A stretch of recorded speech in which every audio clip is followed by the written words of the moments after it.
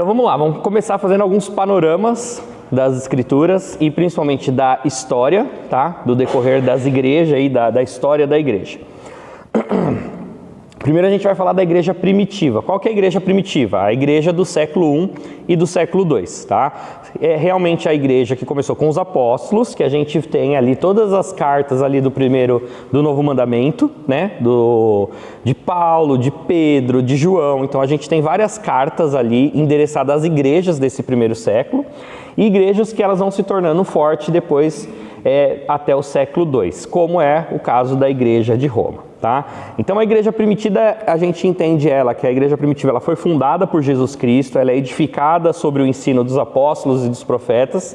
Quando nós lemos lá em Atos capítulo 2, nós vemos essa fundação, como que ela é firmada dentro desta comunhão que os irmãos viviam, né? Que eles partilhavam o pão, que eles viviam na doutrina dos apóstolos. Então lá está lá em Atos 2. Era uma igreja que era organizada por presbíteros, por diáconos. Ela tinha uma liderança colegiada por cidades, então a gente tem a liderança de Jerusalém, a Paulo que fazia uma liderança ali em algumas cidades, principalmente Éfeso. Nós temos a igreja de Roma que desempenhava também uma liderança. Nós temos surgindo muito forte nesses dois primeiros séculos a doutrina centrada principalmente na suficiência das escrituras, na salvação pela fé, na graça, que são os próprios ensinos de Paulo que nós temos, na autoridade de Cristo como único mediador. E nesta época é a época que a igreja sofre uma forte perseguição do Império Romano. Então nós vemos que todos os apóstolos, eles morrem, com exceção de João, como mártires, né? Eles são ali, ou colocam na fogueira, ou eles são crucificados, ou eles são decapitados.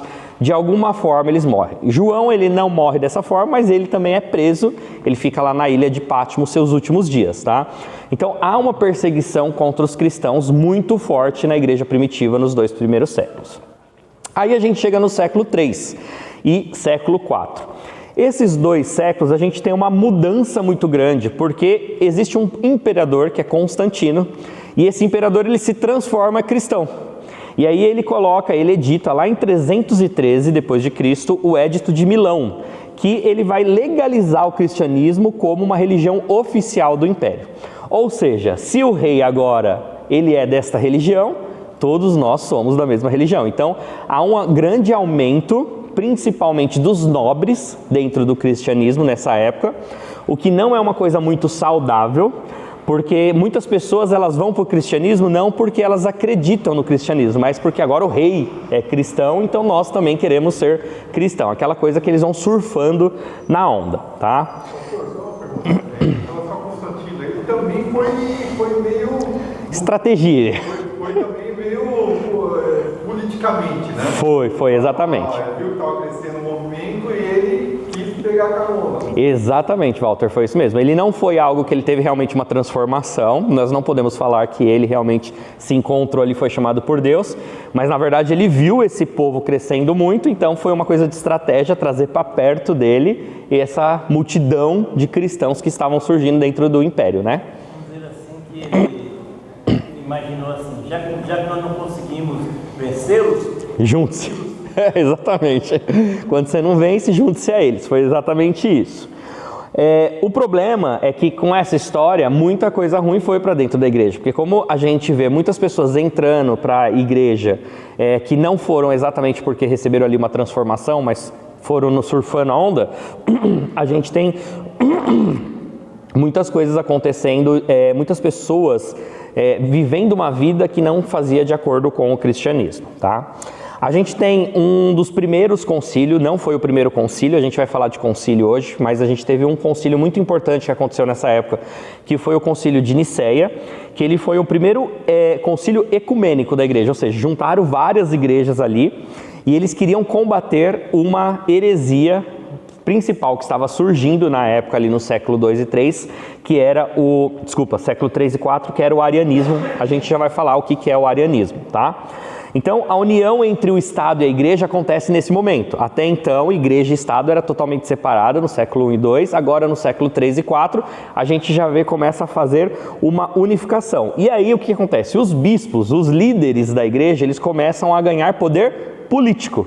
né? Eles começam a ter uma influência política dentro das localidades onde eles estão com a igreja, tá? Pastor, também as pessoas intituladas cristãs, elas tinham um certo benefício do Estado também, né? Exatamente. Eles tinham algo em troca. E o que acontece? Constantino, ele foi muito inteligente nessa hora. Por quê? A igreja ela começou a se transformar numa ferramenta para trazer algumas coisas para a sociedade. Então, por exemplo, a igreja ela tinha todo o registro de rol de membros, de batismo, de nascimento. Então, a igreja, basicamente, nesses primeiros séculos, o 3 e o 4 aqui, ela começa a se transformar como se fosse o poupa-tempo hoje. Então ela tinha todo o registro das pessoas, ela fazia todo esse registro. Então começa-se realmente ter uma função, uma unificação aí muito complicada entre Estado e igreja, tá? E aí, nesse meio tempo, a igreja de Roma, ela é vista como uma sede principal das igrejas. Não existia ainda uma estrutura que fala essa é a igreja sede, mas ela começou a ser vista, mesmo pela sua própria localização, porque ela estava na sede do império, né? Agora o próprio rei era da mesma religião, então ela começa a ter um destaque, e o bispo de Roma, ou seja, o pastor, o líder daquela igreja de Roma, ele começa a receber um destaque muito crescente nesses primeiros séculos, tá? Vamos entender o arianismo de forma bem rápida aqui para a gente não perder muito tempo. O que estava surgindo aí que teve que ter essa reunião, que foi o Concílio de Nicéia? O arianismo ele veio como uma das primeiras e mais perigosas heresias que teve na história, tá? E eles estavam enfrentando principalmente a questão da divindade de Jesus Cristo. Então eles começaram a dizer que Jesus, ele não era 100% homem e 100% Deus, mas ele era um ser criado por Deus de forma muito especial, mas que ele não era Deus, ele não estava desde o início, ele foi criado. E ele foi criado de uma forma especial, por isso que ele tinha todo esse destaque na história. Ou seja, ele não estava na criação e ele não era realmente um homem comum, mas ele era um ser que também não era um anjo, ele era um ser criado totalmente diferente ali pelo Deus Pai, para que ele viesse fazer a obra dele. Isso começou a crescer muito grande dentro de algumas igrejas. Então, o Concílio de Nicéia vem para quebrar isso, para falar assim, não, ele é o Deus, ele estava desde o início, e aí eles criam a frase, né, que é gerado, não criado, consubstancial ao Pai. Ele é da mesma substância que o Pai. E aí é onde se forma a doutrina da Trindade. Tá? É a partir dessa disputa, dessa questão de Ário, tá? Quem que era Ário? Ário era o presbítero de Alexandria, que era uma igreja forte também, que ficava no Egito, e aí ele começou a trazer essa posição para dentro da igreja, tá? Quando a gente vai ver algumas diferenças aqui, que ele ensinava que, por exemplo, o verbo ele não existia na criação. Ou seja, quando a gente vê lá em João, que fala sobre o verbo, ele não estava falando de Jesus. E aí ele começa a quebrar algumas doutrinas e alguns ensinamentos que nós temos como esse. Será que nós ainda temos arianismo hoje, nos dias atuais? O que vocês acham? Temos. Quais são as religiões hoje que são descendentes de Ário ou do arianismo? Os Testemunhas de Jeová, os espíritas, principalmente quando eles falam unitários e grupos racionalistas, que eles afirmam que Jesus é um espírito elevado, mais poderoso, ele tem uma capacidade, uma inteligência diferente. Então, realmente eles olham para Jesus como uma pessoa especial, um homem diferente, mas eles tiram a divindade total dele, tá? Então, os Testemunhas de Jeová espíritas vêm realmente dessa doutrina que surgiu lá no século II, no século III da história do homem, tá bom? Por que isso é tão importante para nós? Porque se Jesus não é Deus, então ele não poderia nos salvar de forma plena e completa. Porque só um ser que seja Deus, que é puro a este ponto, ele tem poder para morrer por todos nós. Porque um homem qualquer ou um ser criado, ele não teria esse poder, teria que ser o próprio Deus, né? Por isso que lá antes de Jesus, todo ano precisava se ter lá o holocausto, todo ano precisava, por quê? Aquele animal não era o suficiente para os pecados da minha vida. Então agora, como eu tenho o próprio Deus morrendo, então eu tenho realmente um pagamento que realmente vale pelo perdão de todos os pecados, tá? Então negar a divindade de Cristo, ela destrói totalmente o evangelho. Então por isso que foi tão perigoso e por isso que a igreja se juntou e foi ferro e fogo para cima deles e falou, não está certo isso, vamos mudar tudo aí, vamos corrigir o que está errado, né? Continuando então, partindo agora para o século, a gente viu o século 1 e 2, que é a igreja primitiva, século 3 e 4, então a gente já vê uma mudança muito grande, ou seja, no século 1 e 2, marquem aí que é a igreja da Bíblia, principalmente, e a perseguição que tinha do império. Século 3 e 4, a gente tem a transformação desta igreja se transformando numa igreja potente, se alia ao Estado, se torna política e cresce muito mais pela aderência das pessoas devido a Constantino. Quando a gente chega no século 5 até o século 7, a gente tem aí a ascensão do papado. É nesse momento que surge o Papa, tá?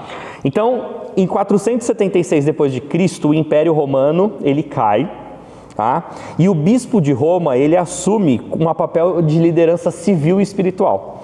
Ou seja, como o império ele tem uma queda muito brusca, ali principalmente, se eu não estou enganado, eles caíram por um grupo de alemães, mas eles chamavam de outro nome na época. E aí a gente vê o bispo, o chefe daquela igreja, se transformando, além de um líder religioso, também um líder civil para eles, tá bom? E aí a gente tem ali alguns líderes dessa igreja romana que começa a se destacar, que é Leão I e Gregório Magno, que alguns já ouviram falar aí com certeza nos estudos das escolas, que consolida a ideia de que o Papa é um vigário de Cristo, ele é o substituto, ele é a voz de Deus aqui na Terra, ele é um novo profeta. E é nesse século que começa a surgir esta teoria de que o Papa fala é porque vem de Deus, então é a verdade, ele pode complementar o que está escrito na Bíblia, tá? Então começa a surgir nisso, e aqui a gente começa o primeiro grande afastamento da igreja das Escrituras, tá? E foi nesse século também que começa o ensino de que Pedro foi o primeiro Papa, baseado numa interpretação errada lá de Mateus capítulo 16, 18, tá? Onde vai falar que a pedra angular era o próprio Pedro. Então aqui se começa a dizer que Pedro, que foi um líder da igreja de Roma, que a gente vê nas Escrituras, então ele foi o primeiro Papa, tá? Então a gente percebe que aqui a igreja já começa a se desvincular totalmente do que as Escrituras mandam. Então você vê que foram quase 7 séculos para acontecer isso. No início ela era nos dois... Olha que engraçado. Qual o momento que a igreja foi mais correta e que ela mais cresceu? Quando ela foi perseguida. Nos 2 primeiros séculos. A partir do momento que a gente tem Constantino, ela se ajuntando, a gente tem um crescimento numérico de primeiro momento, porque é aquela coisa da conversão, mas depois ela estaciona e a gente vê ela só se distanciando das Escrituras devido a esse poder político, essa mistura que está acontecendo. A partir do século 8 até o século 15, ó que espaço grande agora a gente tem chamada aí a Idade das Trevas, tá? Então, é um momento onde as tradições humanas, elas suprimem as Escrituras, ou seja, a tradição é mais importante do que as próprias Escrituras. E aí é onde a gente começa a ver por que o católico é tão tradicionalista, por que a missa é sempre um padrãozinho, por que eles têm algumas coisas que não podem mudar. É surgindo dessa questão. Eles têm uma questão de que a tradição, ela está igualitária às Escrituras, ou seja, ela tem um sentido de mensagem de Deus, não é só as Escrituras. Mas é as Escrituras, o que o Papa fala e também a própria tradição. Nesses séculos, nesses montes de séculos, é onde surgem doutrinas não bíblicas dentro da igreja, como a transubstanciação, que é que Cristo fisicamente presente no momento da Eucaristia. Ele está ali fisicamente. Nós acreditamos que no momento da ceia, Cristo está espiritualmente no meio de nós. Eles acreditavam que Cristo estava ali fisicamente, ele se transformava. Então, na hora que você comia aquela Eucaristia, você estava realmente comendo o corpo de Cristo e o sangue de Cristo, tá? É nesse momento que surge a doutrina do purgatório, que é um lugar intermediário para a purificação, ou seja, você vai para o purgatório e você tem uma segunda chance para ir para o céu. Então, ainda há uma possibilidade de você ir para o céu antes de chegar ao seu momento final. É nesse momento que surge o culto aos santos e à Virgem Maria. Então, até aí, ninguém falava da Virgem Maria. É depois do século VIII que começa a surgir a história da Virgem. É nesse momento que surge o que deu o problema da Reforma Protestante, que é a venda das indulgências, que era a compra de perdão de pecados. Ou seja, seu parente morria. A partir do momento que seu parente morria, você sabia que ele estava no purgatório. A igreja chegava e falava para você e falava assim, ó, se você pagar aqui na terra para a igreja um dinheiro, a igreja, o Papa, tem poder para orar e tirar ele do purgatório e deixar ele para o céu. Era isso que a igreja estava fazendo. E aí as pessoas começavam a pagar para a igreja, para as pessoas que tinham morrido, para elas não ficarem no purgatório e nem ir para o inferno. Para que que os pecados dela fossem perdoados através de pagamento que existia dentro da igreja. Você vê que o problema da igreja já é desde muitos anos atrás, né? É nesses séculos que surgem as missas pelos mortos, exatamente por consequência da doutrina do purgatório, das indulgências. Então você pagava e aí vinha aquela história, vamos fazer uma missa do 7º dia e tal. Celibatário obrigatório do clero, até então não tinha essa questão de celibatário, tá? A gente vê muitos líderes, na verdade, na Bíblia que eram casados, né? E agora a gente tem essa questão. E neste momento que existe a proibição da leitura da Bíblia pelo povo. Ou seja, a igreja proíbe que a pessoa comum ali da igreja leia a Bíblia. Ela precisa acreditar no que o padre, que conhece o latim, que lê a Bíblia no latim, vai transmitir na missa. Só que ele só fazia a missa em latim para todo o império, para toda a região da Europa, e nem todo mundo falava latim. Ou seja, você não podia ler as escrituras e você não entendia a missa. Então você tinha que acreditar muito na orientação do padre da sua igreja, tá? Vamos lá, continuando então. Oi? Tinha subdivisão dentro da própria igreja católica? Tinha, sempre teve, tá? Sempre tinha um povo que percebia que as coisas estavam indo diferente, sempre tinham discussões sobre algumas doutrinas. Isso sempre houve, tá? Não é à toa que antes de Lutero nós tivemos os pré-reformadores. Quem que eram os pré-reformadores? Eram pessoas que estavam dentro da igreja que elas perceberam já que tinha algum problema. Só que o que aconteceu? Que até Lutero a igreja conseguiu suprimir, segurar essas pessoas. O alto clero da igreja, o poder maior da igreja conseguia abafar essas pessoas e não deixar elas terem voz. Mas tinha perseguição forte por conta da igreja em cima dessa minoria? Tinha. E a gente vê que os pré-reformadores, alguns foram mortos pela igreja. Né? E tinha uma grande perseguição na Idade das Trevas para as pessoas que tinham qualquer outro tipo de religião, que é a história que a gente fala que eles perseguiam bruxas.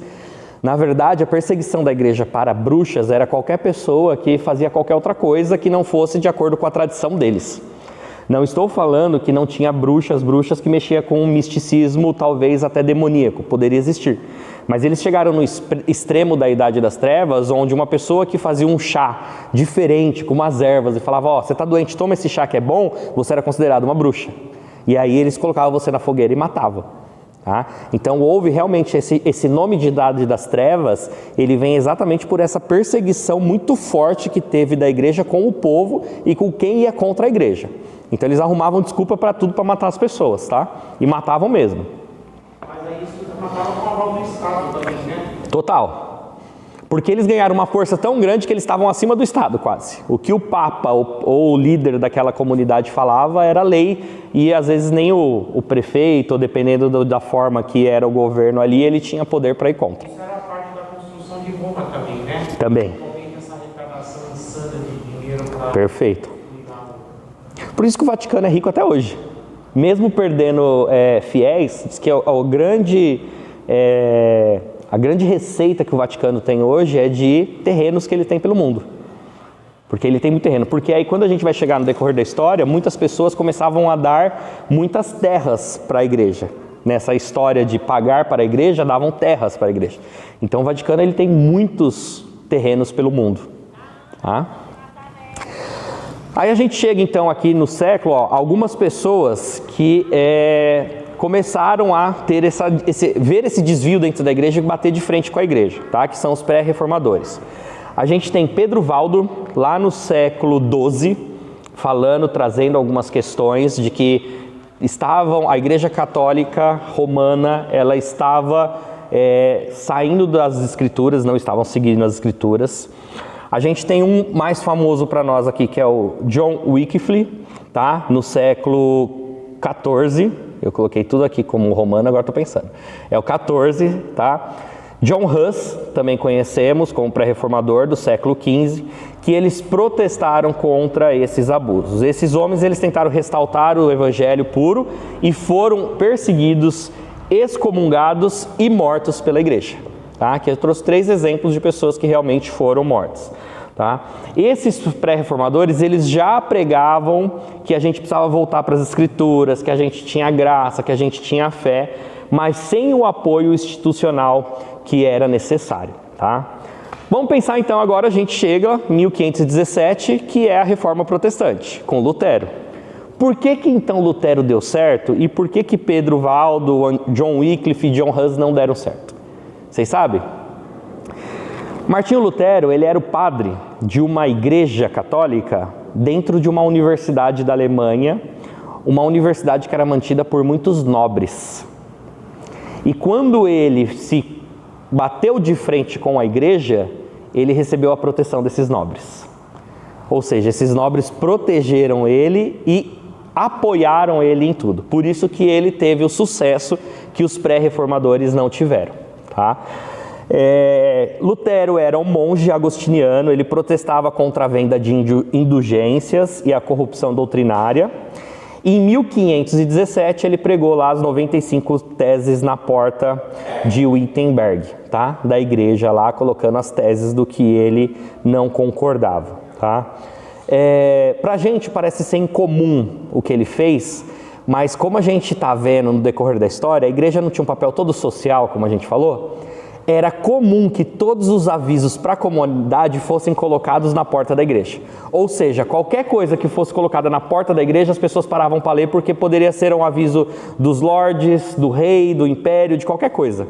Era colocado sempre nas portas, era o local de comunicação que eles tinham naquela época.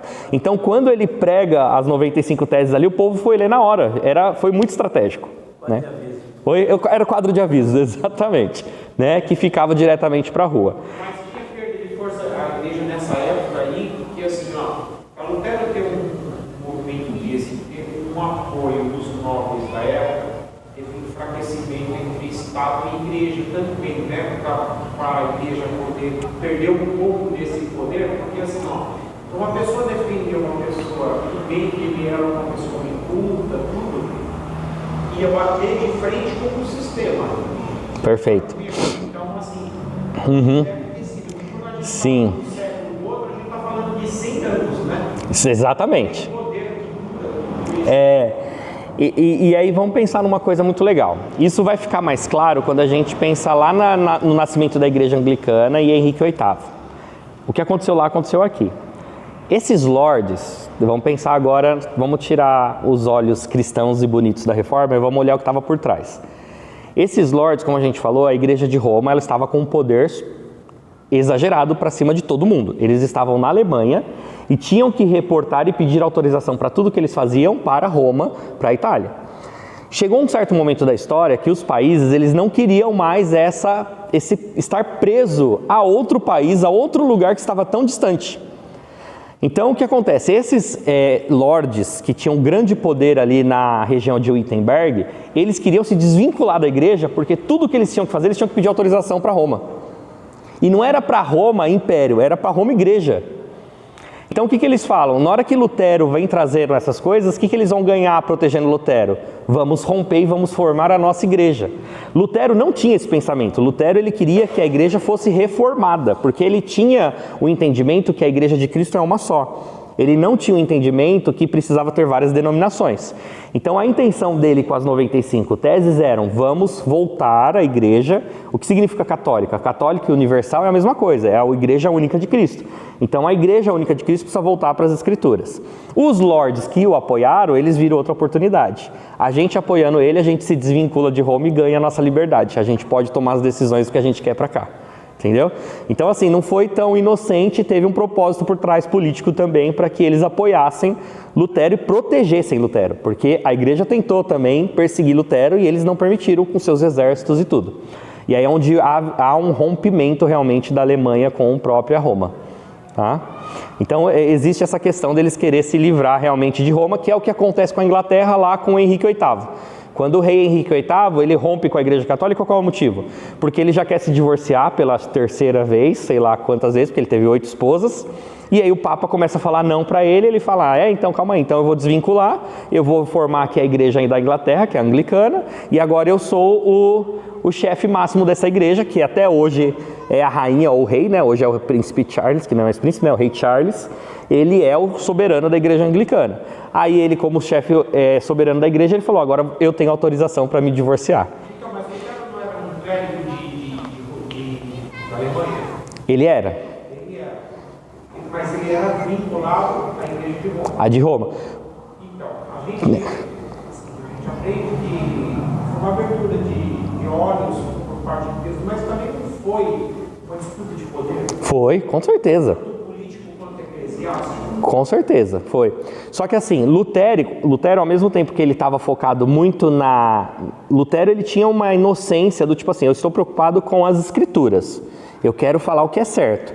As pessoas que estavam dando suporte para ele, que eram esses lords, que tinham o poder, que tinha toda essa estratégia de poder. Porque ele não tinha nem a intenção de desvincular da igreja. Ele queria que a igreja recebesse todas as acusações dele e falasse, tem razão, vamos corrigir as nossas doutrinas. Só que o que houve? Não, vamos excomungar ele. E aí o povo que estava por volta dele, se vamos excomungar, então vamos criar a igreja da Alemanha. Entendeu? Então começa a haver essa divisão exatamente por busca de poder, com certeza. Mas Lutero em si, pela história, né? Aí também a gente está fazendo suposição pelos valores que a gente tem históricos, né? Ele não tinha essa intenção, tá? Não demonstra-se essa intenção na história. Mas as pessoas que estavam à volta dele, com certeza, tá? Mas tinha uma briga aí, assim, de ego, de poder, tá? E é o que a gente fala assim, nossa, a reforma protestante foi boa? Foi ótima. Só que isso foi a porta para a gente. Hoje, se nós olhamos para cada esquina e tem uma igreja diferente, foi a reforma protestante que iniciou isso. Tá? Então hoje qual que é o ensinamento que veio, ou o lado negativo da reforma protestante? Eu não concordo com você, eu vou embora e monto uma igreja. Né? Mas o que Lutero queria não era isso. Lutero queria que houvesse uma reforma, por isso que é reforma, né? Existe uma reforma dentro da própria escola, da igreja. Então, nesse momento, Lutero traz muito forte a questão da doutrina da justificação pela fé, e aí então nós temos a criação dos 5 solas. Vamos entender então como que foi criado esses 5 solas. Então, só fazendo um resumo do que a gente viu até agora, no século XVI, a Igreja Católica, principalmente romana, havia se afastado gravemente da palavra de Deus. Ela já ensinava que a salvação vinha por fé e obras. A tradição e a autoridade papal tinham o mesmo peso ou mais peso do que a própria Bíblia. O povo era impedido de ler a Bíblia, vendia-se indulgências com perdão por dinheiro. E aí então, 31 de outubro de 1517, Martinho Lutero, ele afixa suas 95 teses e protesta contra os abusos da igreja e chama o povo de volta para as Escrituras. E esse foi o estopim então para a reforma protestante do século XVI, tá bom?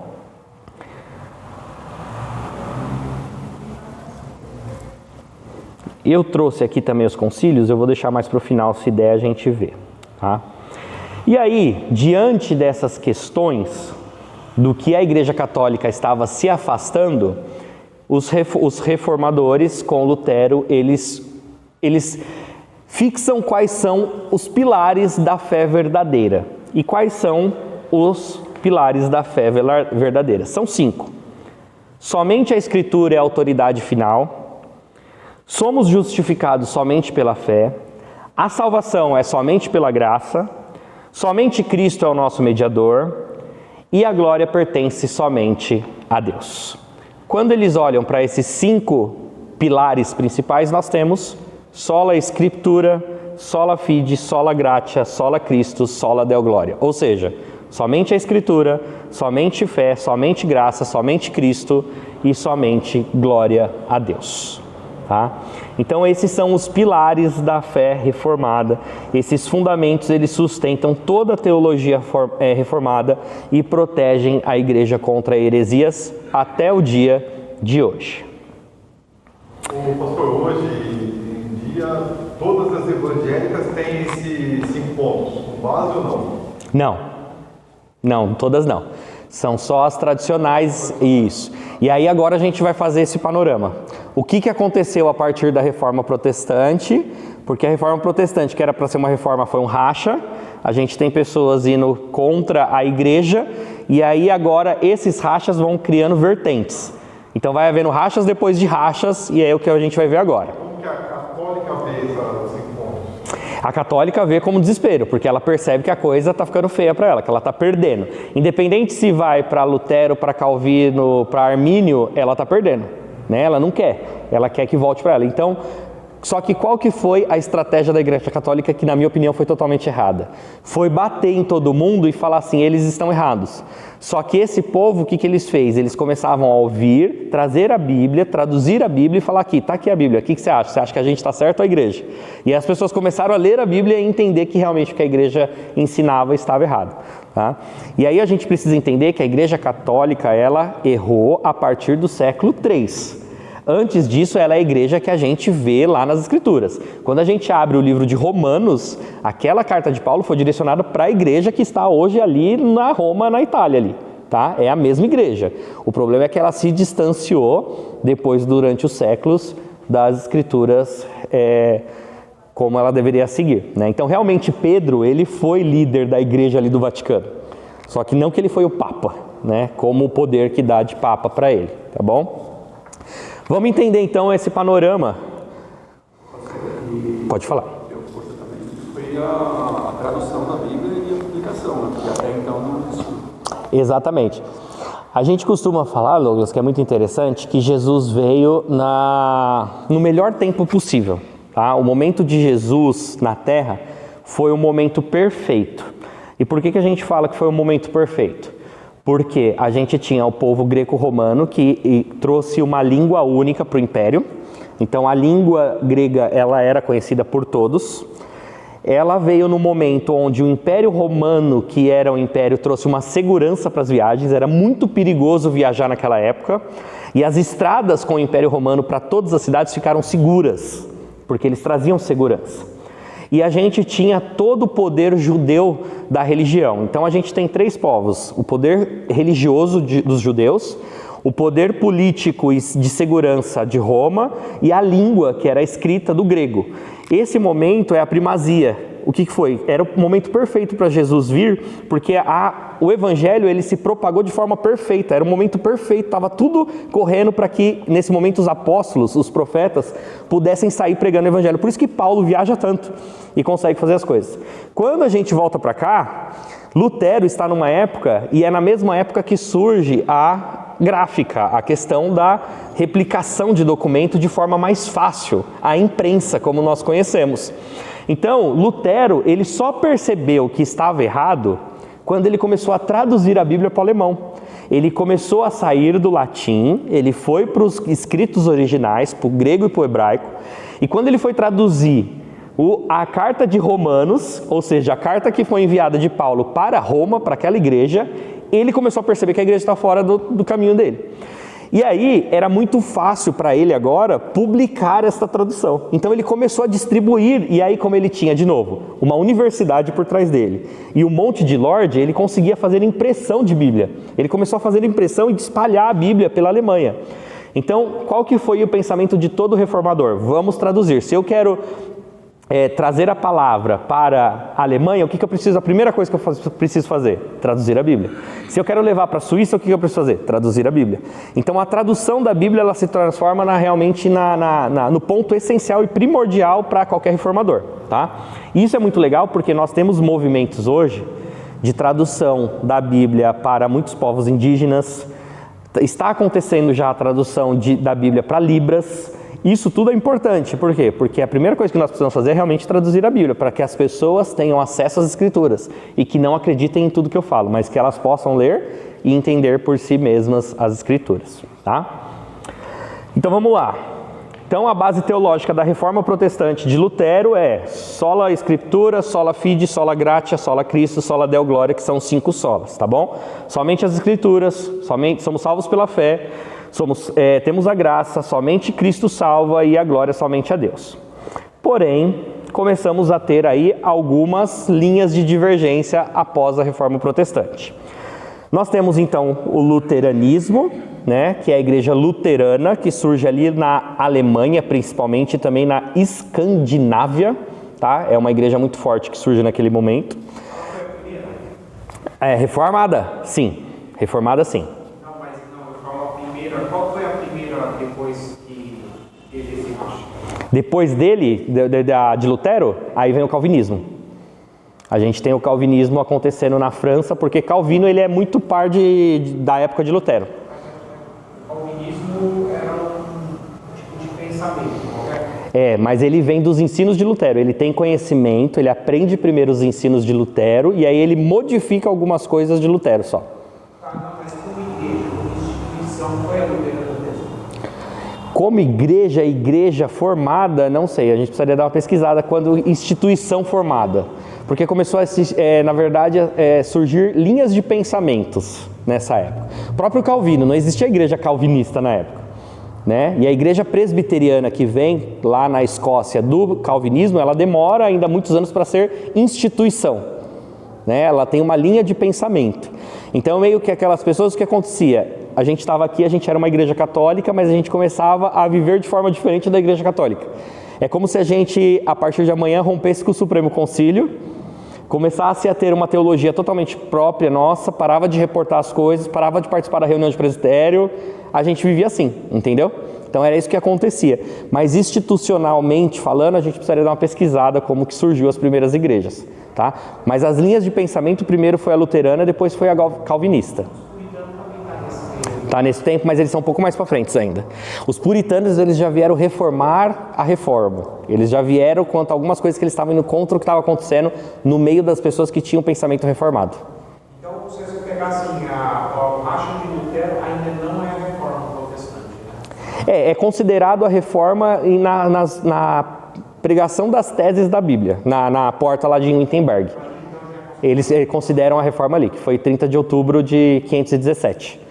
Então se considera que essa é a data da Reforma Protestante, tá? Porque foi onde surgiu os movimentos, mas ainda não como instituição formada ainda. É o estopim, isso mesmo, foi o estopim, isso mesmo. Ó, então a gente tem Calvino aqui, que acontece mais em Genebra, então na mesma época que Lutero está acontecendo lá, e aí ele vem trazendo doutrinas como a soberania de Deus, eleição, depravação total, culto simples e bíblico, governo presbiteriano. E aí, quais igrejas que saem do pensamento calvinista? Presbiteriana, a igreja reformada e a igreja congregacional, tá?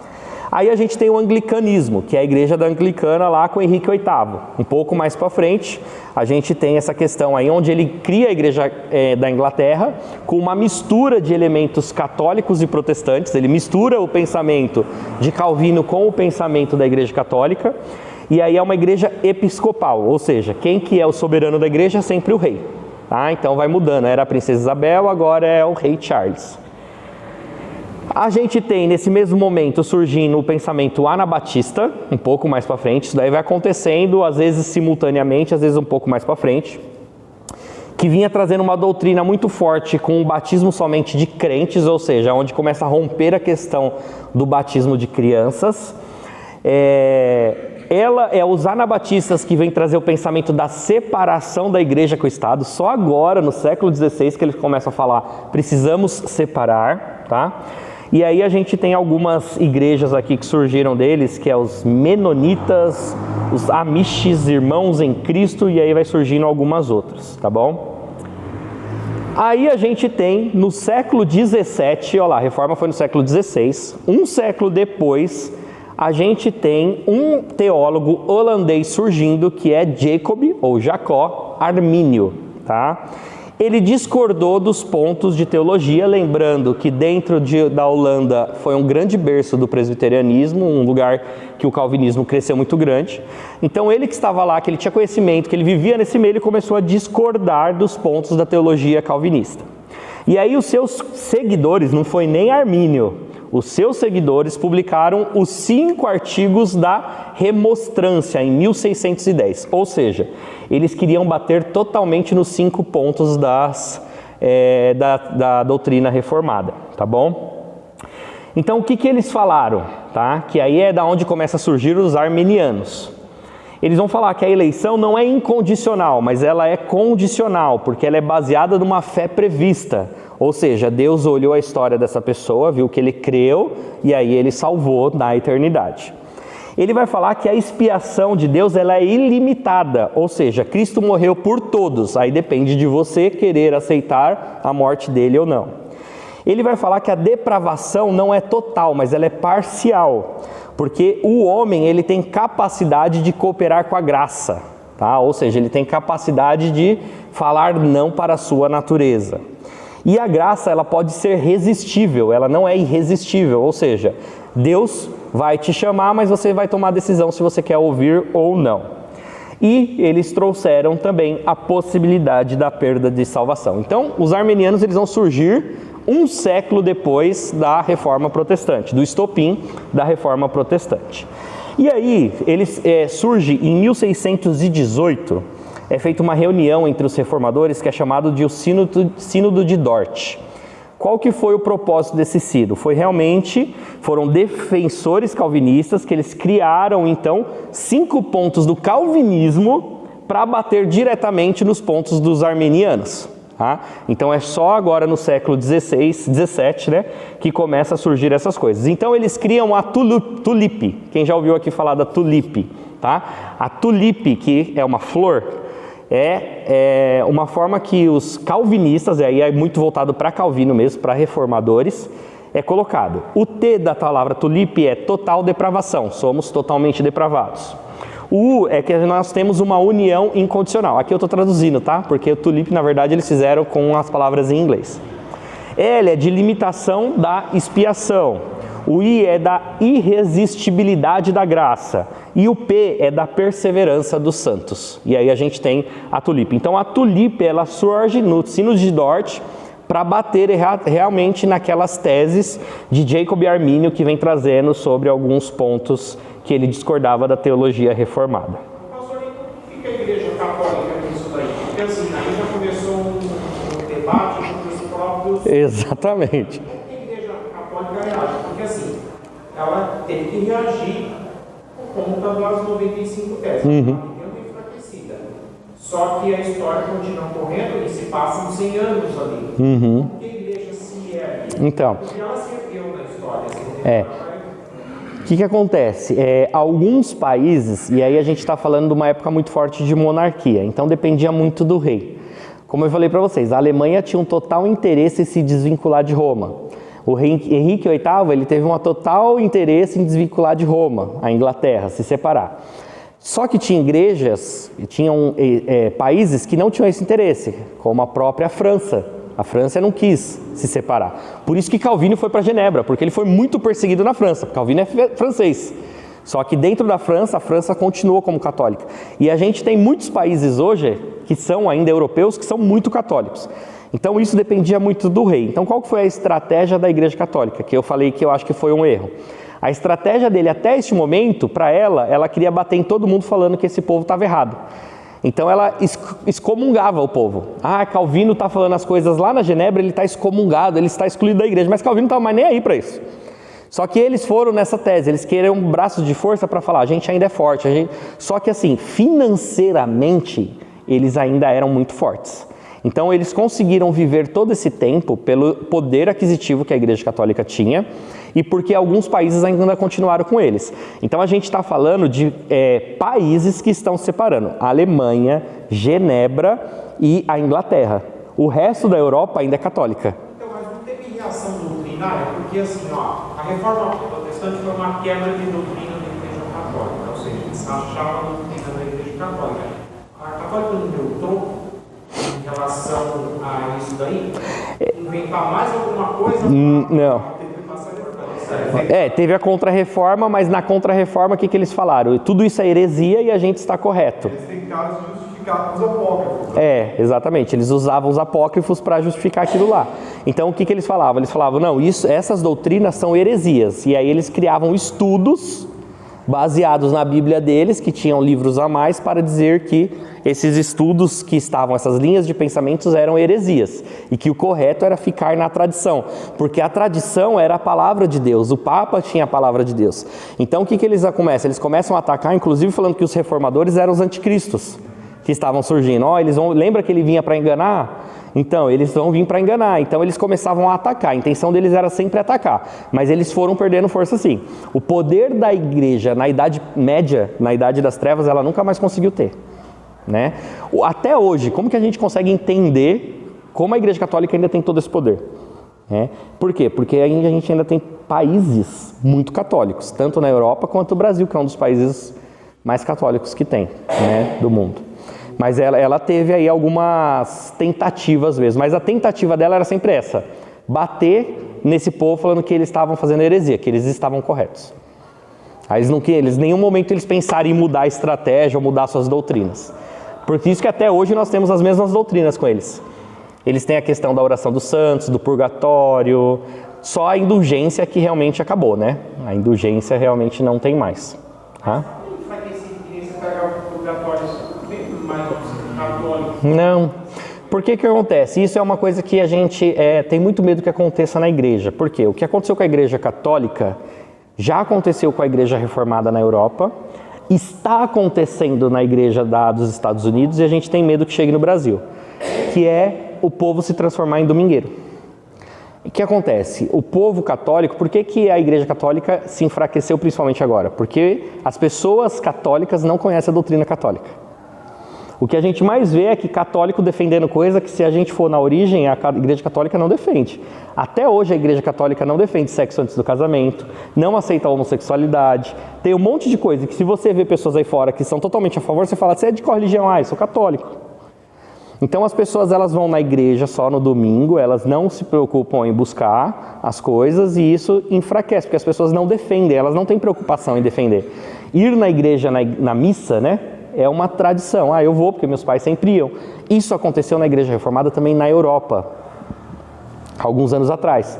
Então as pessoas começaram a frequentar a igreja só de domingo, perderam o interesse por fazer as coisas. E o que está acontecendo na igreja hoje, a Europa? A Europa é um dos maiores campos que nós temos de evangelização, porque as igrejas estão fechando, os templos antigos estão virando buffet, balada, bar. Nos Estados Unidos a gente vê a igreja perdendo muita força, é um país totalmente protestante, um país que a Igreja Católica nunca foi, eles estão perdendo as forças, e a gente tem medo que aconteça muito aqui. Por isso que a gente prega muito a questão de temos que ter comunhão, temos que ter vida de igreja, não é só no domingo, precisa ser diferente, porque senão a gente vai cair no mesmo problema que eles. Tá? Doutor, o Papa falou com relação à católica, faço a mesma pergunta em relação à luterana, nesse momento do calvinismo e do arminianismo. Qual foi o posicionamento da luterana? Existe essa relação? Então, não, a luterana sempre foi mais tranquila, né? Mesmo porque eu acredito que todas as linhas de pensamento tinham um certo respeito pelo estopim que veio deles, né? Ou do próprio Lutero, né? E a base de Lutero nunca foi, porque a gente está falando de 5 solas, os 5 solas veio de Lutero. Então isso ele meio que é dado para todo mundo, né? E aí todo mundo respeitava. Agora você vê, armeniano e calvinista já começa a ter uma briga, batista começa a ter brigas, aí eles começam. E aí qual que são as respostas dessas igrejas reformadas depois desse momento? São os concílios e os sínodos. Então é momento de fazer sínodo, eu escrevo um documento aqui, por isso que a gente dentro da igreja presbiteriana tem muito esse costume, né? Eu não aceito isso, faz uma carta, manda para o conselho. Era isso que a igreja fazia na época. Então eu faço uma reunião, eu tenho uma reunião de sínodo, e nesta reunião de sínodo eu escrevo um documento do que nós acreditamos. Então o sínodo de Dort, onde saiu a Tulipe, foi exatamente isso. Para debater com os armenianos, onde havia uma oposição de pensamento, no concílio falava assim, as igrejas que são conciliares a este concílio acreditam nisso. Aí o que o Armínio vai fazer? As igrejas têm também os concílios e os sínodos deles, que nós fazemos, acreditamos nisso. Então é uma briga de documentos, no final das contas. A impressão que parece briga de partido político, que lá tem as suas declarações. Exatamente. Exatamente. É interessante que a luterana ela tem muitos costumes similares à católica romana. Tem. Eu vou mandar para vocês no grupo depois, eu até trago aqui as 95 teses. Quando a gente olha as 95 teses, tem coisas lá que nem nós vamos concordar. Porque, por exemplo, Lutero, ele coloca nas 95 teses um respeito muito grande ainda pela Virgem Maria. Então ele tinha uma questão muito católica ainda por trás dele ainda. Por isso que os reformadores, a reforma, ela vai acontecendo e ela vai melhorando a cada vez mais. Tá? Então realmente ele ainda tem um vínculo muito grande. Assim como a anglicana também. Porque como a gente vê que o que o Henrique VIII quer é simplesmente a divisão para ele ter o divórcio, ele quer que mantenha toda aquela tradição que tem na Igreja Católica. O que ele não quer é mais o Papa. Então ele mistura as duas religiões um pouco, mas tem muita... A anglicana ainda é uma igreja muito parecida com a católica. Muito. Agora também assim, eu lembro uma vez que eu chamei uns amigos meus, eu fui escoteiro durante muitos anos, e aí eu lembro que na inauguração do templo da 11 de junho, o novo lá, o último, teve uma cantata e eu convidei eles e o pai deles era budista e foi. E ele falou pra mim, eu fiquei metade da cantata achando que vocês eram católicos, e eu fiquei até procurando imagem. Então você vê como tem gente às vezes que olha, porque ele falou assim, nossa, uma igreja silenciosa. Por quê? Muitas pessoas que ainda não conhecem igreja evangélica e todas essas denominações, entendem que igreja evangélica é igual às neopentecostais. Então quando eu entro numa igreja igual a nossa, que tem um culto silencioso, elas estranham. Essas pessoas, por exemplo, ele era um budista, então ele estranhou. Ele falou, nossa, parece com a igreja católica.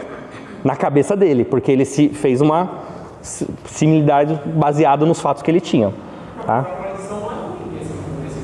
Não, a tradição não é ruim, é boa. A questão é que a Igreja Católica colocava a tradição como voz de Deus, ou seja, ela estava igualitária com a palavra de Deus.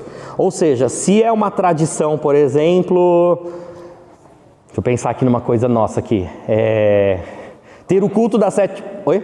Uma tradição nossa que eu vejo assim, que você pega as igrejas presbiterianas, assim, igual a nossa linha aqui da Vila Suíça, é assim, esse culto silencioso. Isso.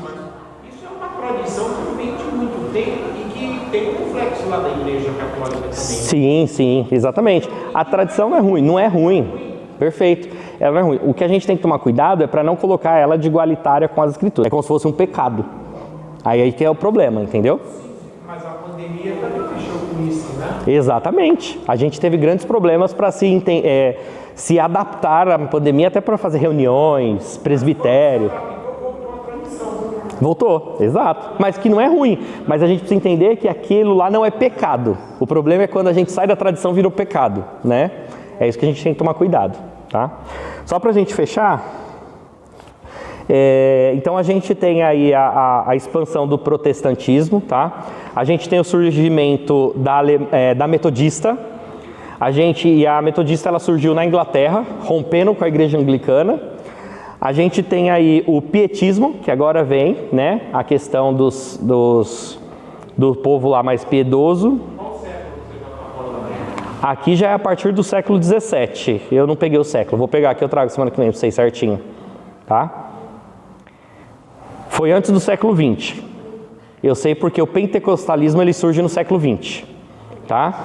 E aí ele surge no século 20 lá nos Estados Unidos, com o avivamento, com manifestações de dons que aconteceu em um culto na rua Azusa, que foi um movimento, tá? Que é até conhecido como Azusa Street, né? Que onde teve um culto fervoroso e ali teve essas manifestações. Então ali é marcado como estopim para o pentecostalismo. Exatamente. E aí nesse culto específico, nesse dia, nessa rua, houve um movimento muito grande e a partir desse momento surgem essas igrejas pentecostais. Quais igrejas saíram desse movimento da Azusa Street?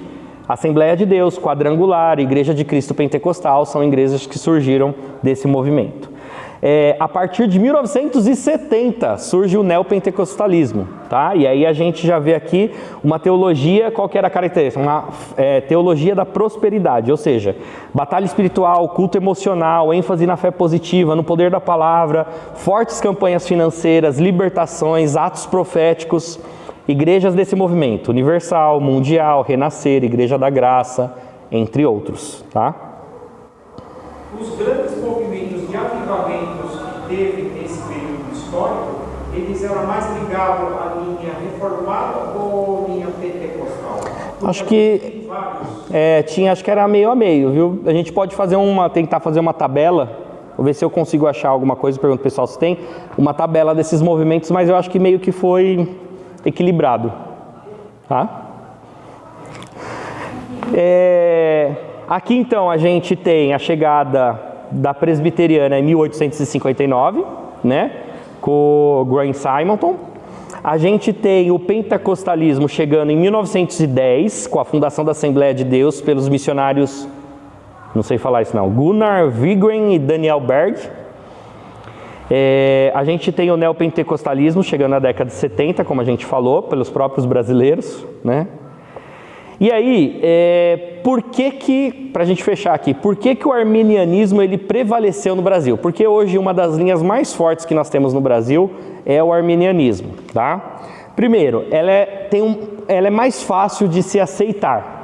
Ela tem uma aceitação popular. Por quê? Ela valoriza muito o livre-arbítrio, a escolha do indivíduo. Ele te dá um poder para você escolher. Ela se encaixa bem com o pensamento religioso popular, que eu faço minha parte, Deus me abençoa. Tá? Então ela é mais fácil para a gente aceitar essa conjunção de pensamento social que nós temos.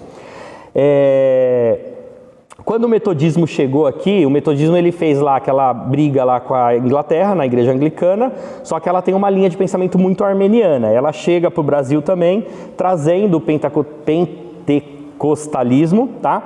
Especialmente fortemente com a Assembleia e depois ela com a própria metodista.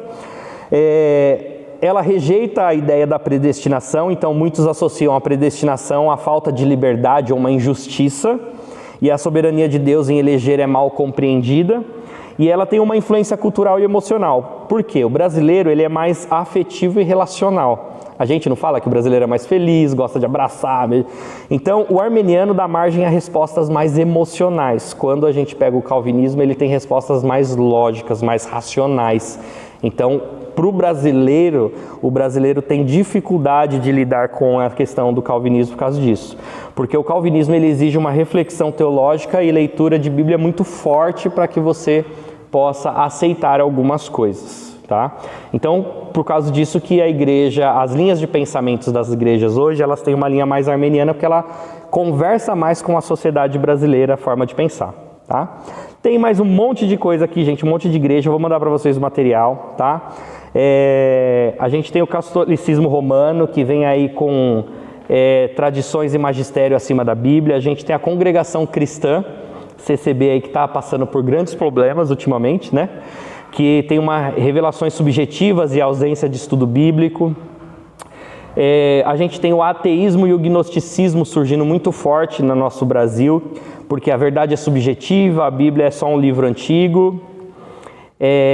Salvação por obras ou mérito, e aí méritos. Então a gente tem o catolicismo, o metodismo, o armenianismo, tudo trazendo isso. Você precisa se esforçar para ganhar a sua salvação. Fé centrada no homem, não em Deus, né? Então o importante é o homem. Os cultos são muito voltados para os homens hoje, tá? O arminianismo e o metodismo traz muito uma leitura da Bíblia voltada para a ótica humanista, então é muito homem, como o homem se sente, o que o homem está sentindo, o que é importante para o homem, é muito sentimental. E quando a gente olha para nós, quando a gente vai muito para as escrituras, chega a ponto do calvinismo ou dos reformadores, né? E aí reformadores hoje, a gente precisa entender toda essa caminhada. Quando a gente fala reformadores, não se linka mais com Lutero, mas com Calvino. Então, quando você fala que você é reformado, já entende-se que você tem hoje uma linha de pensamento calvinista. Se você tem uma linha de pensamento luterana, você vai falar, eu sou luteranista. Tá? Então, realmente, a reforma ela ficou linkada com Calvino. Vou até pesquisar o porquê que houve essa transformação aí, porque Calvino ganhou esse título, acabou ganhando esse título no decorrer da história. Tá? Pessoal, essa é só a introdução. Semana que vem a gente vai ver sola escritura. Só para entender qual que foi o motivo, ou seja, o motivo para a gente ter os 5 solas é simplesmente para a gente bater no que a gente entendia que estava errado da Igreja Católica. Tá? Então, basicamente, resumiu-se as 95 teses em 5 doutrinas, em 5 pilares aí, que é o que a gente vai ver a partir da semana que vem. Tá? Alguma dúvida mais? Perguntas? Muitas? Fechou? Vamos orar?